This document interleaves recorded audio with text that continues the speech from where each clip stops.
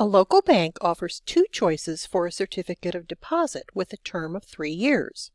In option 1, you get 5.2% simple interest for the entire term.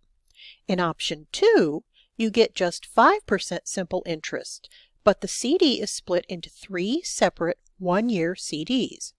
If you plan to invest $1,000, which CD is the better option? We'll use the simple interest formula to compare the two CDs, and we'll organize the information about the two CDs in a table. For option 1, we begin with an investment of $1,000. At the end of year 1, we still have that $1,000, and the same thing at the end of year 2. But at the end of year 3, we'll calculate the interest for the 3 years of the CD. The interest is $156. At the end of 3 years, then, we have the interest plus the principal for a total of $1,156.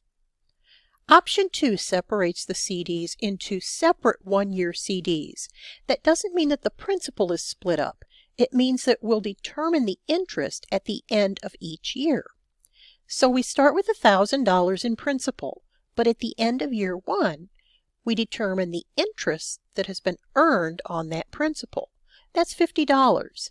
And that interest now becomes principal that we invest in another 1-year CD.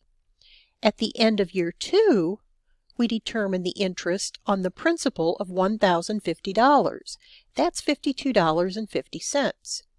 That gets added to the principal that we had previously for a new principal of $1,102.50. Finally, at the end of year 3, we determine the interest that's earned on the $1,102.50. Rounded, that's $55.13. So the total we have in principal at the end of year 3 is $1,157.63. To answer the question about which CD is the better option, we'll compare the principal at the end of year 3 for both CDs. And what we can see is that option 2 has a slightly larger principal. So the better CD is option 2.